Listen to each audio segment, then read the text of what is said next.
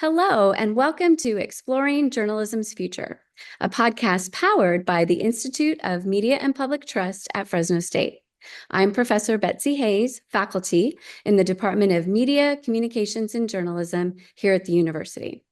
From analyzing existing models to discovering innovative ones, from crafting content strategies to optimizing distribution, and everything in between, we'll be connecting you with a diverse array of experts and advocates dedicated to revitalizing and fortifying one of the world's most vital industries. And in today's episode, we are so happy to have Priscilla Enriquez, the CEO of the James B. McClatchy Foundation. Welcome, Priscilla. Thank you, Betsy. Happy to be here. So let's start with you. How did you get into the philanthropic sector and the path that led you to the James B. McClatchy Foundation?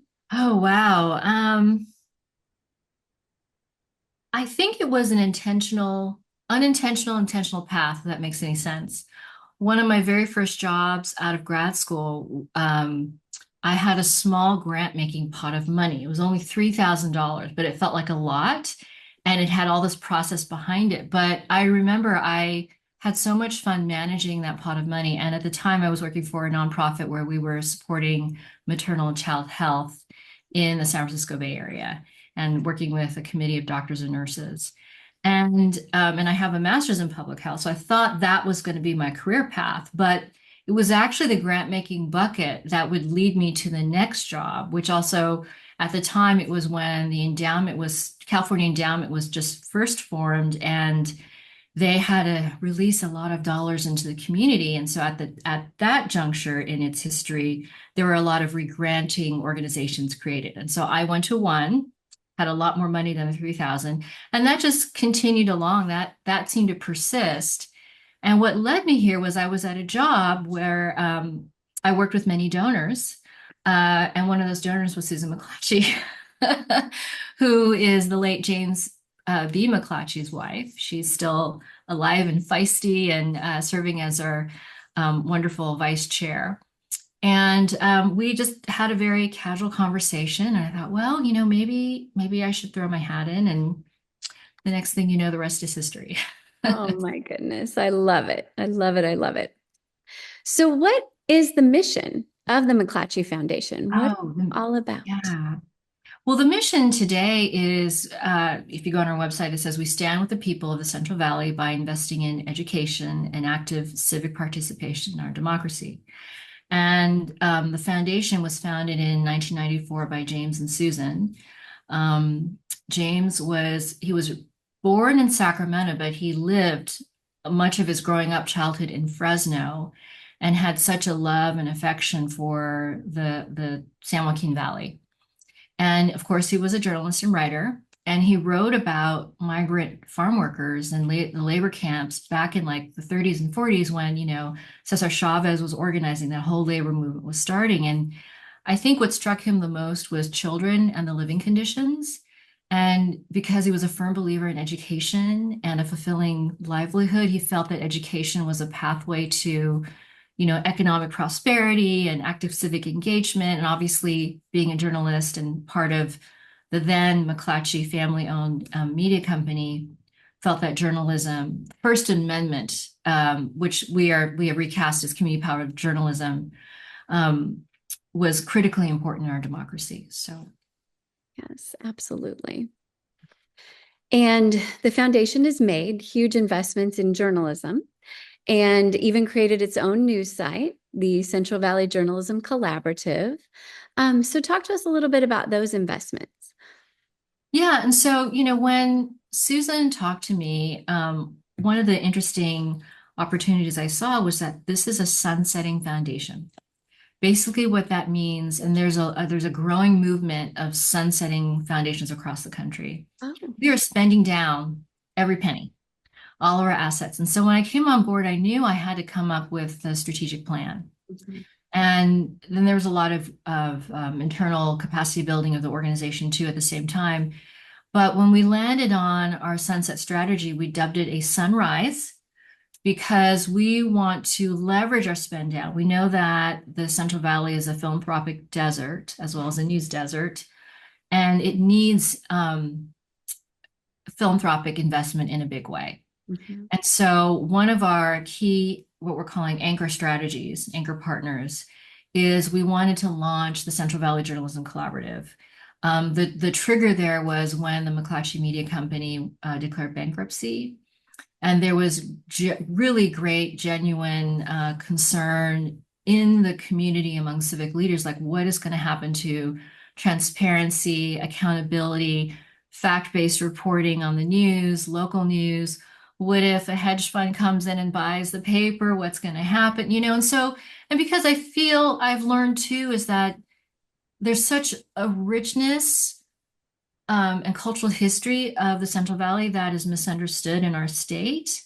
And oftentimes it becomes a place where there's been a lot of harm done to our communities. And so that preservation of local journalism and the integrity behind news reporting had to be preserved.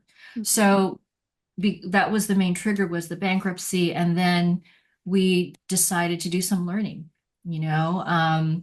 It's one thing to just fund journalism and reporters, but what's the big picture behind that? So we produced a feasibility study around local journalism, looked at other models across the country, and there really isn't one particular model. And for everything has to be place-based too. And so for us, we felt that by establishing the Central Valley Journalism Collaborative was important. We believe strongly in trying to create a strong infrastructure to support local journalism. And so we've seeded that as its own separate independent 501c3. And it is thriving today, and we hope for many years to come. So we're very excited about the work that's been launched there. Excellent. And just to, just for our listeners to fully understand, what's the elevator pitch on the collaboratives, just so everybody really gets what you're trying to do with Oh that? gosh, that's, they just went through a mission, vision, values Oh, good. planning process. And of course, I don't have it seared in my memory. Oh, yes. That But, deserves purpose. honestly, the elevator pitch is local news is important to a local community for its livelihood. Mhm. And, the Central Valley is home to I believe, the fifth largest city in the state of California, Fresno. Um, and it is the home of the agricultural industry. It's also the center of where a lot of the water wars and debates take place, and it's where you see climate change. If you just walk down the street or drive on Highway 99, and you can breathe and feel the air quality. And so that there's a lot of reporting behind that needs to happen. And with the demise of the traditional news journalism, that was concerning to us under our mission as the James C. McClatchy Foundation.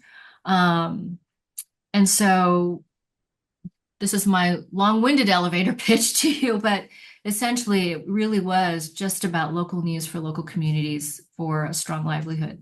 Absolutely. Thank you. So, as you mentioned, the whole idea of the news desert, right? So traditional newsrooms in the Central Valley are much smaller. We've got, true news deserts in communities that aren't getting, daily local journalism. Why is independent local journalism important to our democracy? Well, there's been a study done by the Knight Foundation. They've been a large funder in journalism for decades that show that civic engagement is tied to consumption of local news. Mhm. And so when one declines, you see the commensurate decline in civic engagement as well. And then we also know that there's so many issues happening locally where people need to be informed. And there's no other way around it than local news reporting or just, traditional word of mouth, in your neighborhood kind of thing. But if you receive news in any shape or form or in the traditional way, it tends to be reduced to sound bites or a reflection of national news, especially on television. And so then your world and your local place seems consumed by national headlines when you might have a flood that's going to be happening, in the next month or two, or a farming facility that might close and there go the jobs, or the local graduation rates are not as they should be, and so help needs to be dedicated to the schools. But if all you see are national headlines, that's what you think is your news.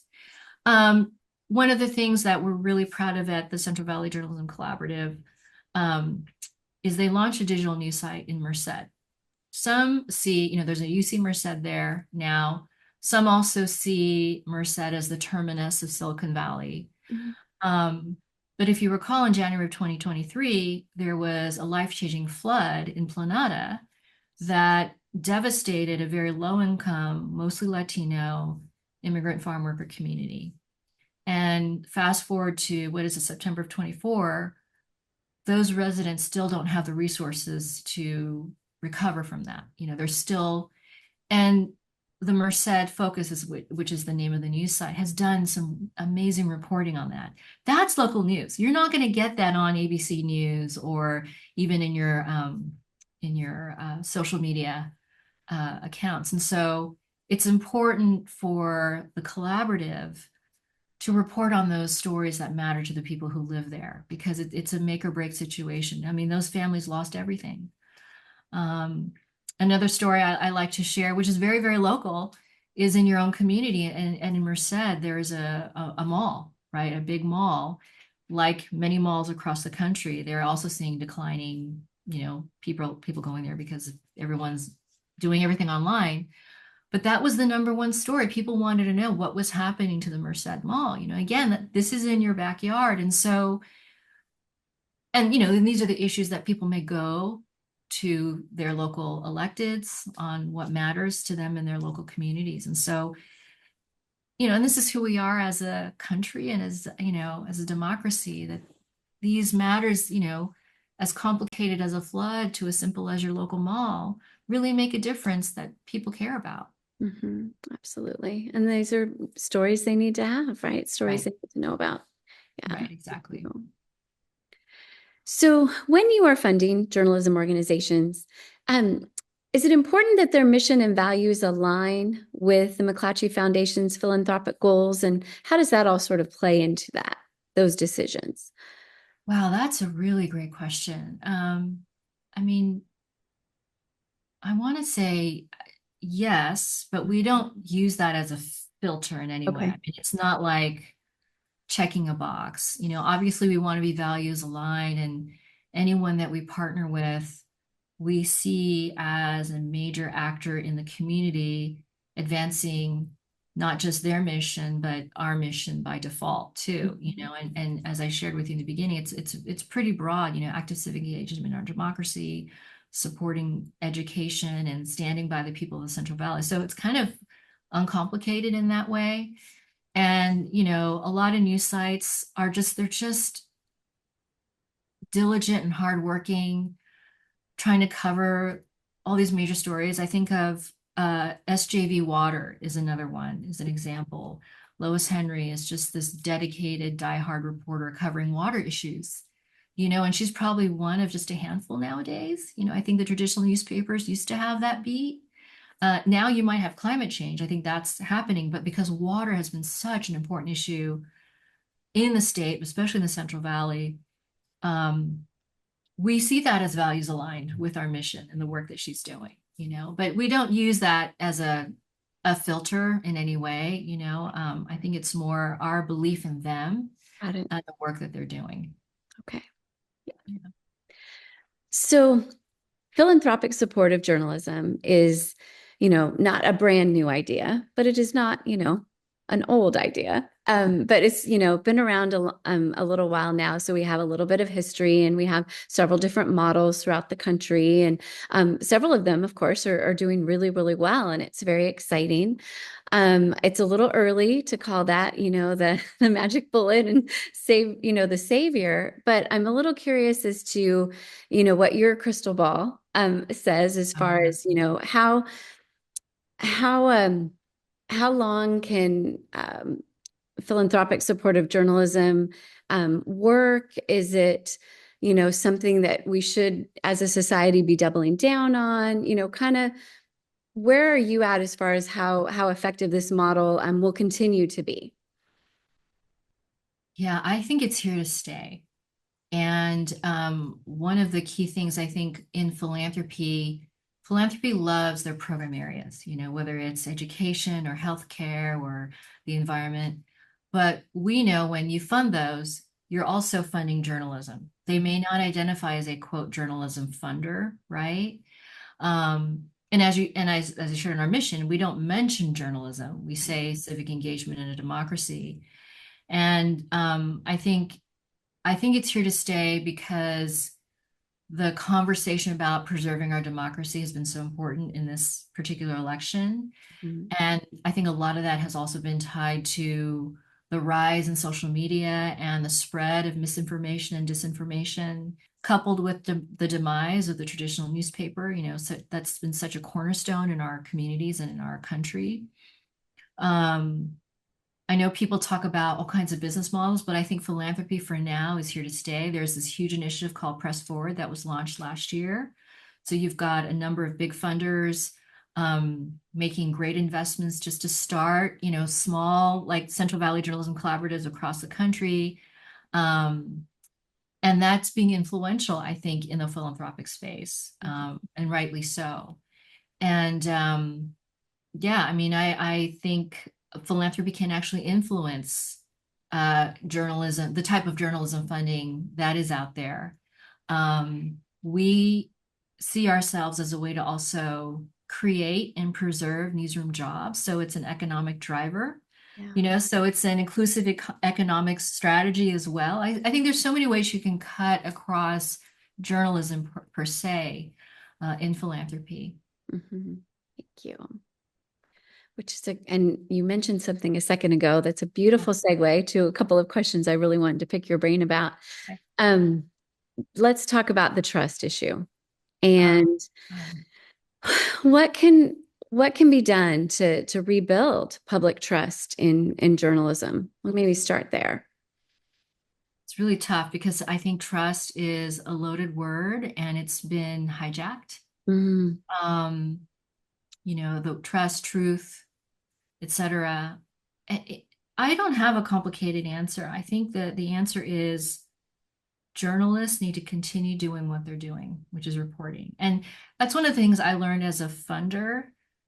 You as a funder, when you enter the space, you think it's going to be complicated. It's really not. Once you hire a journalist, they do what is natural in their DNA, which is to start reporting.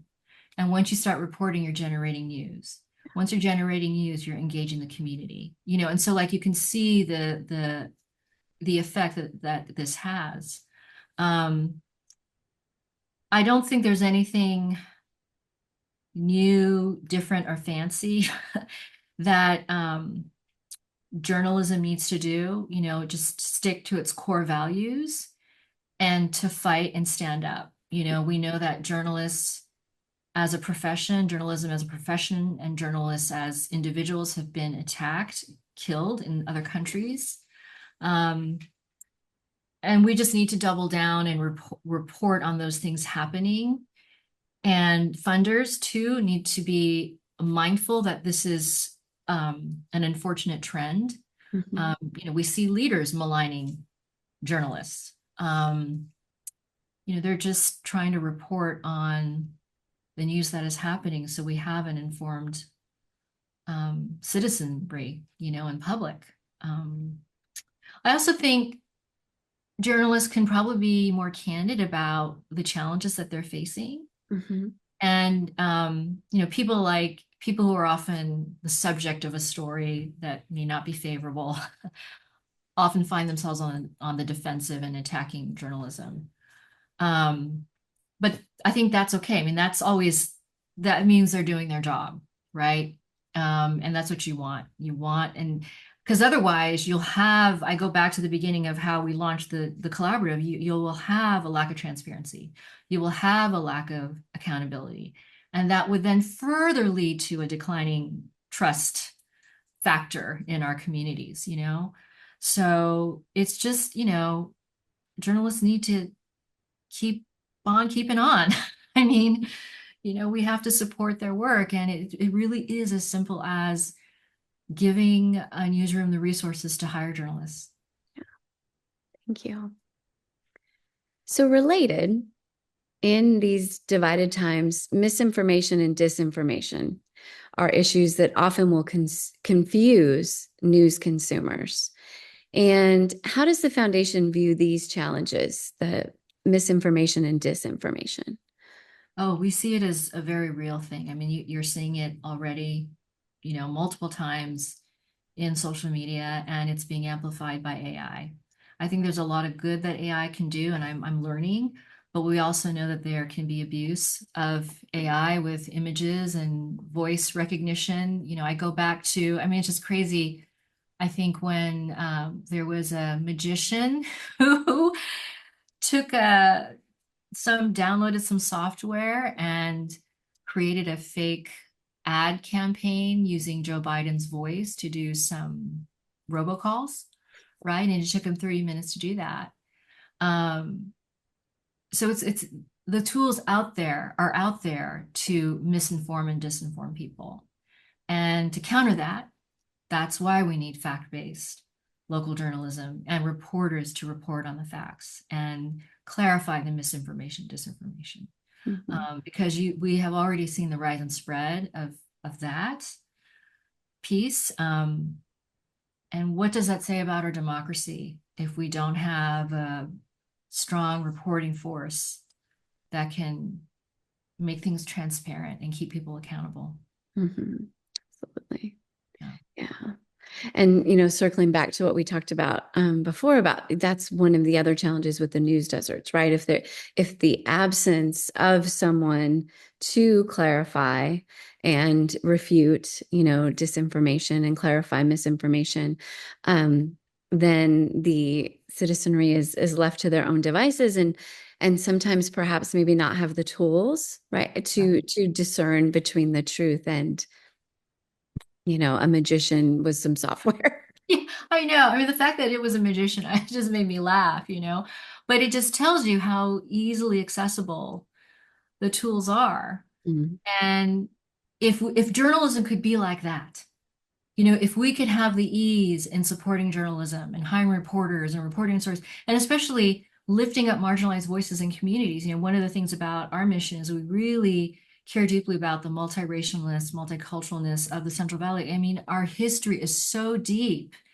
in the diversity of the globe, and you see that in the Central Valley, but not all those voices or stories are being told, and oftentimes most of the harm is the recipients of that harm, and so we need to report on the agitators, the proponents of that, lift up the advocates who are trying to repair some of the damage that has been done in this type of harm, lift up the voices and the people who are just trying to live a really good life and contribute in their own communities. So, yeah, I mean, if we could make journalism as easy and accessible as the tools to create AI and misinform and disinform, man, we would be this country would be just amazing in terms of how informed we would be as a community with what's happening in our backyard. Reallocating those resources, right? Yeah, yeah. Get them where they need to be. Oh my goodness. Well, of course, since the name of the podcast is Exploring Journalism's Future, I have to ask what your thoughts are. So maybe two parts of the question. What do you think? What do you see in journalism's future? And what would you like to see? And those might be the same thing, those might not. Let me write this down. Yeah. What is in journalism's future, and what would I like to see? Yeah. Well, let me start with what I like to see. I think I would like to see a robust pipeline. And I think it goes back to our earlier conversation about trust in journalism, the spread of misinformation and disinformation, and the decline of local news. So if you don't see the impact of that work in your local community, you don't see reporters in the field engaged in the community, where is the next generation going to come from? How are they going to be inspired? And, we have a Generation Z and Gen Alpha, rising up in a time of this discord that you're talking about.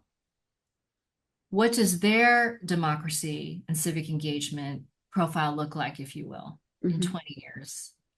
Do they see journalism as a viable career pathway? I think we need to make those investments today to ensure that this generation shows up in a different manner, perhaps, but being strident and truthful, sorry, I don't, loyal, let me say, loyal to the ethics of quality, fact-based local journalism. And that also means that it'll be a generation that looks different from our current generation. Mhm. We are a very multicultural, multiracial Central Valley. Um, I would love to see local news, and we do see this happening in multiple languages.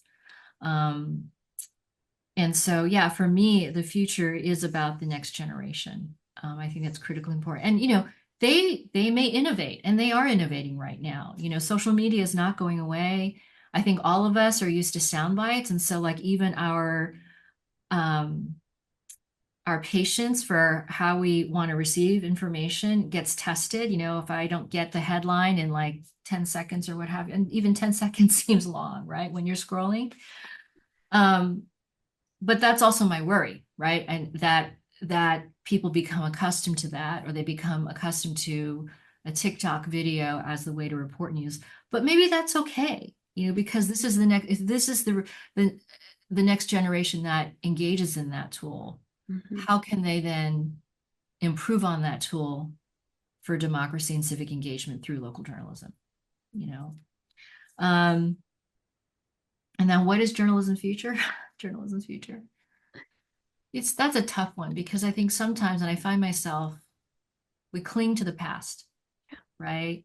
We cling to what was, and it's hard to move forward from that. And I think the future of journalism must move forward from that.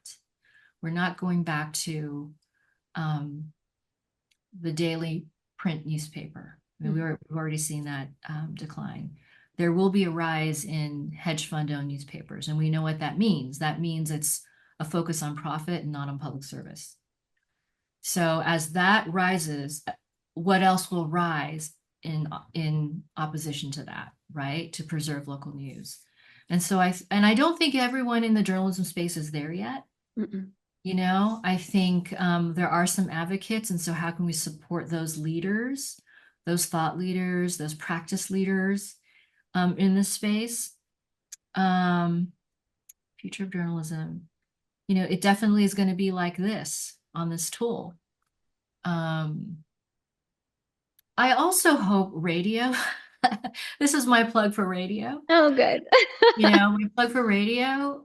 But then even then, am I like clinging to the past? Because I actually think our days of drive time to the office have declined post-pandemic. Mhm.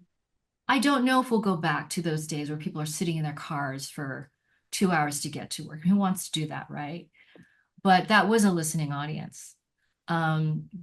But maybe that also can be recast in a Gen Z, Gen Alpha way, you know. But I think digital obviously is the future. We've talked about social media. You're making a podcast. That's another digital tool. Um, yeah, and I also think the future of journalism can also be a little dark Okay. if advocates um, don't work collaboratively. There is a rise in nonprofit newsrooms, which is a really great thing. And sometimes I see a little competition there because the resources are scarce. And frankly, that's philanthropy kind of creates that scarcity mindset. But I think because the conditions of our society with civic engagement and democracy are at such great risk, it really does necessitate the need for all of these newsrooms to collaborate and share content. Maybe backbone editorial services or even business services, operational services, um, rather than creating these fiefdoms. I think that's sort of our vision with the Central Valley Journalism Collaborative. It's not easy. I don't want to sound like it's all rosy. It's not easy because the valley's so big, and every community cares about its own community. And Modesto doesn't care about Fresno. Fresno doesn't care about Stockton, right? So we recognize that too. But I think it opens up the mindset for innovation in how we deploy the work. And I think people need to be open to that.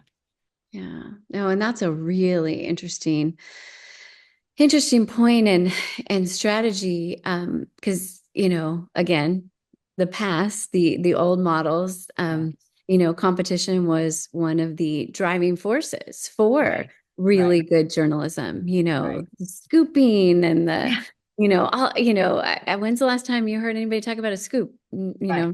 For a long Right. time.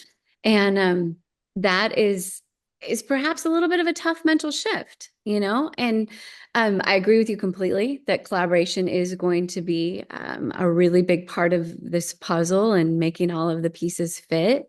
I can also understand, though, why that is a little bit of a difficult shift. And even if it's difficult, it's still necessary. But that's just really interesting to sort of juxtapose those very different models, right? Yeah.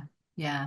And I also think in terms of like preparing the workforce, universities Yes. obviously play an important role in supporting the next generation. And I know sometimes you may not see journalism per se, you'll see communications and media, but I think we need to support and see that grow at the university level too.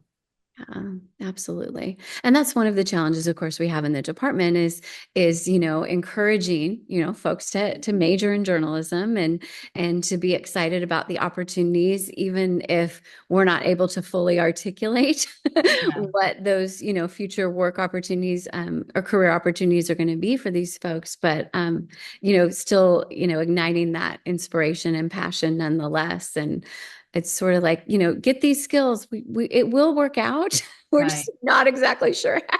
Yeah, I know, I know. Well, and I think Fresno State, you're a leader with the Institute for Media and Public Trust.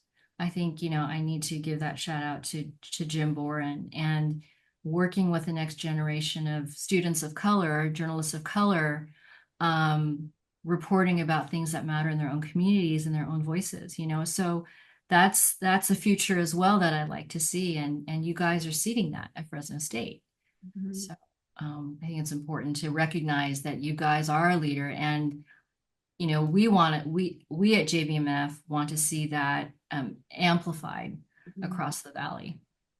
Absolutely. No, we could not be more excited about how that program is taking off and the roots that it is establishing in the community and Mhm. that pipeline, right? That you were talking about. That's so important. Yeah. The other thing too, if I could add, Betsy, is journalism. Going back to these two questions, the future of journalism, there are also allied partners in the space Mm, that are journalism friendly, adjacent.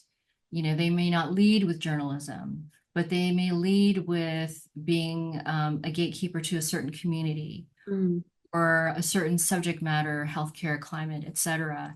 And so I think journalism needs to expand its view and its circle mm. of who are proponents of quality fact-based journalism. Oh, I think that's a really good point too. And just, that alignment between folks who are creating and want to amplify, facts and research-based Yep. information and who are also obsessed with accuracy and, those sorts of things where that absolutely needs to be a strategic partnership because for one thing no journalism organization has time to research everything that they want to research, right? so Correct. so making those allied partnerships to be able to have access to that information in those communities just makes it better for everybody. Yeah. And they'll have the scoop. Yes, see, there we go. Okay, good, we were able to use it. Yay. Yeah. Oh, I love it. I love it. Well, as we kind of wrap up this afternoon, anything else that you would like to share, either about the foundation or the future of journalism, or anything that's sort of on your heart about these subjects? Oh gosh, I feel like we've covered a whole range of things. And I think for us as a foundation, as we're sunrising, as we're spending down, it's our term we're using, it's critically important for us to leverage our investment and leverage philanthropic dollars. And we are doing that. We are definitely doing that. And I think our work going forward is to really to lift up those partners on the ground, those grassroots leaders, including journalists and journalism adjacent organizations, grassroots organizations, to funders, so Mhm. they can form a direct relationship and support them. Because one of the things we've discovered in our investments so far is that not only is it as the Valley and News Desert, philanthropic desert, the nonprofit ecosystem isn't very strong because of those two things. And so we're working very hard in our sunrise to try to remedy that. And that really means bringing funders to the Valley and getting to know the people on the ground. So, and I see that as a direct investment in the future of journalism for the Central Valley. Oh, could not agree more. Thank you. Well, Priscilla, thank you so much for Thank spending you. time with us today. Yeah, I appreciate all the work you guys are doing. Oh, we're so grateful. And thank you, listeners, for joining us today. You are invited to tune in next time for another episode of Exploring Journalism's Future, a podcast powered by the Institute for Media and Public Trust at Fresno State. Until then, please keep the faith. And for the love of democracy, please join us in this critical conversation. Thank you.